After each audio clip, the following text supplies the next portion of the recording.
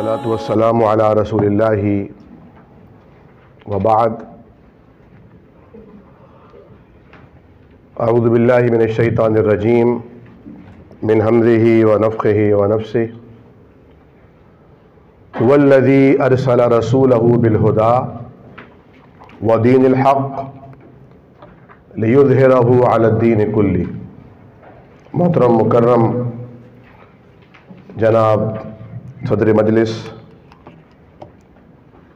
Doctor مولانا سید سلمان ندوی حفظہ اللہ، مہمانان گرامی اور بین الاقوامی اسلامی یونیورسٹی کے دعوت سینٹر کراچی سندھ ریجن کے ڈائریکٹر جناب محترم ڈاکٹر سید عزیز الرحمان صاحب، جناب ڈاکٹر چنّا صاحب، علماء کرام، مہمانان گرامی، السلام علیکم ورحمۃ اللہ وبرکاتہ۔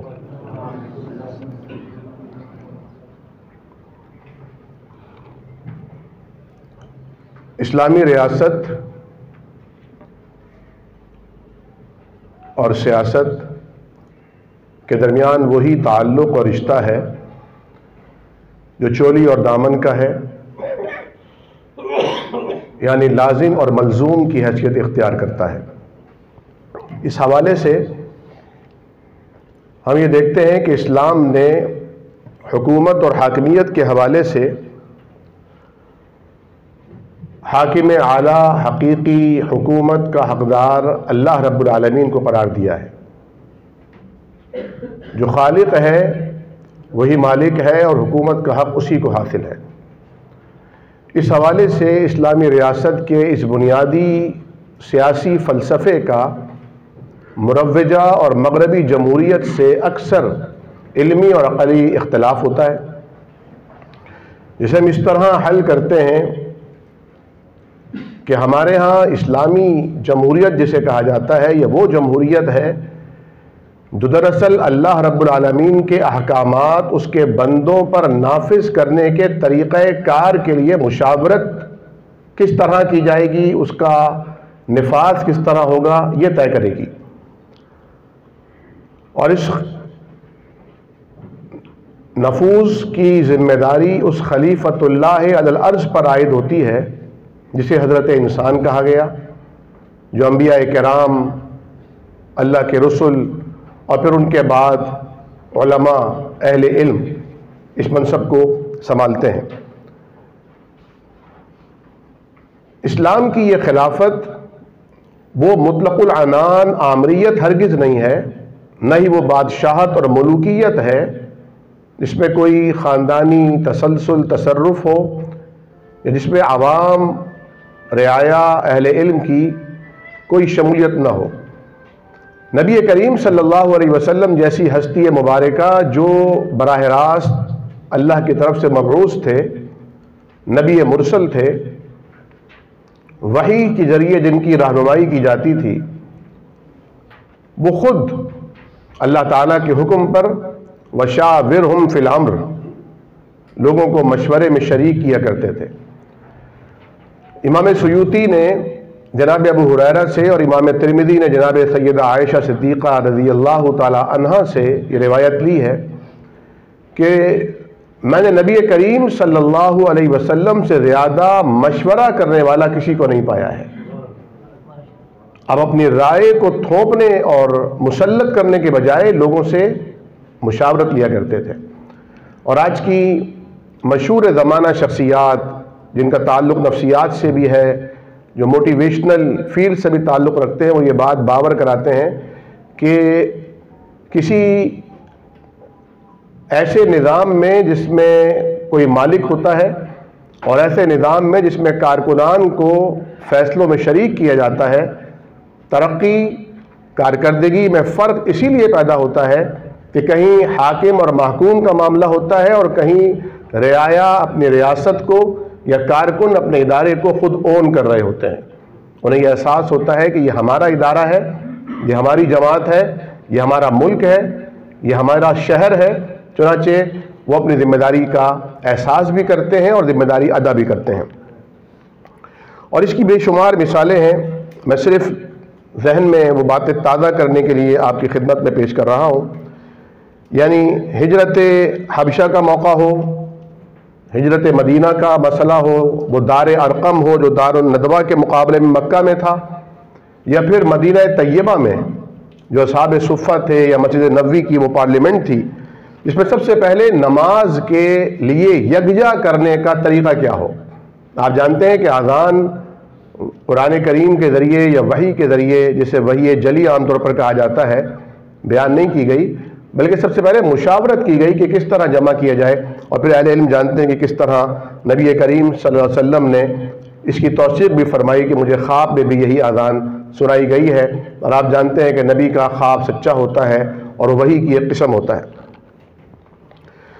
پھر غزوہ احزاب کی حکمت عملی ہو، نبی کریم صلی اللہ علیہ وسلم نے مشاورت کے ذریعے ایک ایسے کام کا آغاز فرمایا جس سے اہل عرب اب تک ناواقف تھے.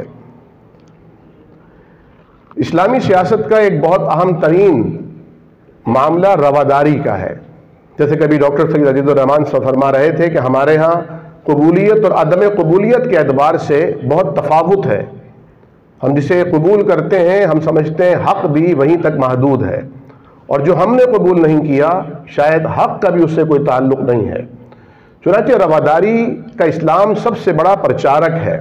آپ دیکھیے کہ نبی کریم صلی اللہ علیہ وسلم نے میثاق مدینہ فرمایا، اور یہ میثاق یہودیوں کے ساتھ تھا، اور یہ دنیا کا پہلا مدون ایسی دستاویز ہے جو دنیا کے سامنے اسلام نے پیش کی ہے.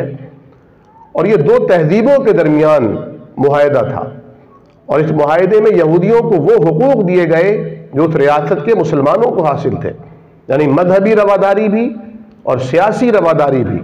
سیاسی اعتبار سے وہ مدینہ کی ریاست کا حصہ تھے، مذہبی اعتبار سے انہیں آزادی تھی اس بات کی کہ وہ کوئی مذہب بھی اختیار کر سکتے ہیں، وہ چاہیں تو یہودی رہ سکتے ہیں، چاہیں تو مسلمان ہو سکتے ہیں.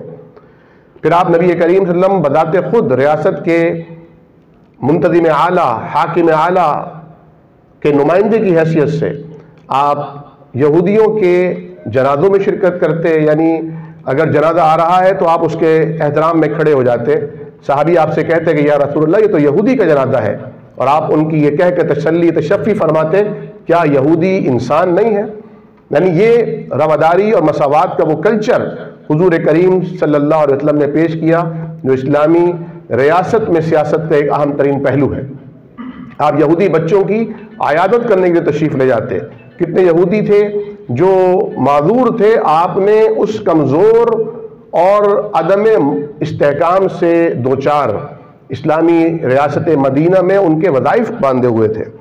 اسی طرح ہم دیکھتے ہیں کہ جب نجران کے عیسائی علماء اور رہبان حضور کریم صلی اللہ علیہ وسلم سے مناظرے کے لیے مدینہ آتے ہیں تو آپ وہ کہتے ہیں ہم نے عبادت کرنی ہے، ہم کہاں عبادت کریں؟ تو آپ اس وقت کائنات کی دوسری سب سے عظیم ترین مقدس مطہر مسجد نبوی کا صحن پیش کرتے ہیں کہ اس مسجد میں تم اپنی عبادت کرو. اسی طرح حجۃ الوداع کے موقع پر، اس سے پہلے فتح مکہ کے موقع پر اگر ہم دیکھتے ہیں کہ نبی کریم صلی اللہ علیہ وسلم نے کس طرح عام معافی کا اعلان فرمایا، اور یہ بھی اس بات کا اظہار تھا کہ مذہب کی جبری تبدیلی اسلام کا کوئی نقطہ نہیں ہے، بلکہ آپ جس مذہب پر چاہیں آپ امن سے رہتے ہیں تو اسلام بھی آپ کو امن دے سکتا ہے. حجۃ الوداع پر آپ نے ہر قسم کے وجہ افتخار، خواہ وہ نسلی ہو نسبی ہو، آپ نے اسے یہ کہہ کر کہ تم سب آدم کی اولاد ہو اور آدم مٹی سے پیدا ہوئے، اور اگر فخر یا شکر یا کسی بات پر امتیاز حاصل ہو سکتا ہے تو وہ تقوی کی بنیاد پر ہو سکتا ہے. تیسرا جو اہم ترین اسلامی ریاست میں سیاست کا اہم ترین نقطہ ہے وہ ہے قانون کی حکمرانی. حضرت علی رضی اللہ تعالیٰ عنہ سے منسوب ہے یہ قول، اور بڑا ہی عظیم قول ہے. آپ نے فرمایا تھا کہ الملک یبقى مع الکفر ولا یبقى مع الظلم. کوئی مملکت، کوئی قوم کفر کے ساتھ تو جی سکتی ہے لیکن ظلم کے ساتھ نہیں جی سکتی. اگر قانون کی بالادستی ہو، عدالتیں کام کر رہی ہوں تو گری سے گری قومیں بھی عروج کے راستے پر چل ہی پڑتی ہیں. لیکن اگر عدالتوں کا نظام، جیسا کہ ظاہر ہے ہم سب دیکھتے اور پڑھتے اور سنتے ہیں کہ گویا کہ عدالت کے آنکھوں پر ایک پٹی باندھی گئی ہے اسے نظر نہیں آتا، تو یہ مشہور ہو گیا کہ قانون اندھا ہوتا ہے، حالانکہ قانون تو سب سے زیادہ زیرک اور سب سے زیادہ ذہین اور سب سے زیادہ بینا ہوتا ہے۔ نبی کریم صلی اللہ علیہ وسلم نے یہاں تک فرمایا جب سفارش آپ کی خدمت میں پیش کی گئی کہ اگر لو ان فاطمہ بنت محمد، آپ نے خاتون جنت رضی اللہ تعالی عنہا کی مثال پیش کی کہ اس سے بڑی کوئی مثال ہو نہیں سکتی تھی، کیونکہ آپ فرماتے تھے کہ انا من الفاطمہ تھی، اور فرمایا تھا کہ فاطمہ تو بدعۃ منی، فاطمہ تو میرے جگر کا ٹکڑا ہے۔ آپ نے ان کی مثال پیش فرما دی کہ تم تو بات کرتے ہو فاطمہ قبیلے، کسی قیس قبیلے کی عورت فاطمہ کی، مخزومیہ فاطمہ کی، اگر میری بیٹی بھی کسی جرم کا ارتکاب کر بیٹھے جو محال ہے لیکن بطور مثال پیش فرما دیا، تو میں اس کے لیے بھی قانون میں کوئی سقم لے کر نہ آتا۔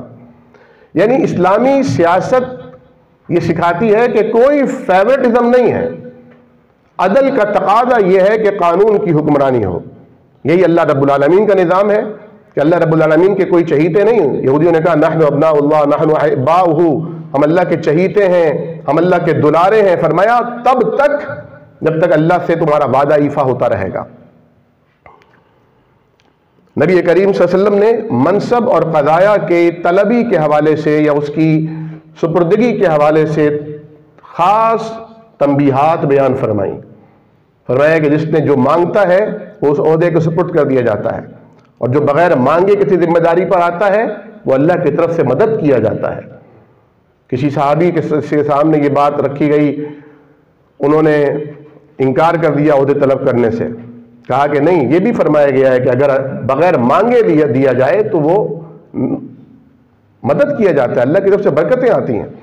ایک صاحب نے حضور سے کہا کہ مجھے فلاں علاقے کی آپ امارت دے دیجئے، آپ نے فرمایا جو مانگتا ہے مجھے نہیں دیتے، جو دور بھاگتا ہے اسے دیا جاتا ہے۔ جو احساس اور اللہ کے سامنے پیشی کے ڈر اور خوف سے اس ذمہ داری کو ادا فرمائے۔ یہاں تک فرمایا کہ سنو تم سب الا کلکم مسئول عن رعیتہ، کلکم راع وکلکم مسئول عن رعیتہ۔ اب مسئول کون ہوتا ہے؟ جس سے سوال کیا جائے، پوری رعیت کے بارے میں سوال۔ کسی کا دائرہ کار چھوٹا ہے اور کسی کا دائرہ کار وسیع اور عریض ہے، تو یہ بہت خطرناک ذمہ داری ہے۔ یہی وجہ تھی کہ لوگ قضاء کے عہدے قبول نہیں کرتے تھے کہ نبی کریم صلی اللہ علیہ وسلم کا فرمان تھا کہ جسے دو آدمیوں پر فیصلہ کرنے کے لیے قاضی یا حکم بنا دیا گیا، گویا اسے کند چھری سے ذبح کیا گیا۔ لوگ ڈرتے تھے اس بات سے کہ ہمیں کوئی مشورہ دینا، کوئی فتویٰ دینا پڑے۔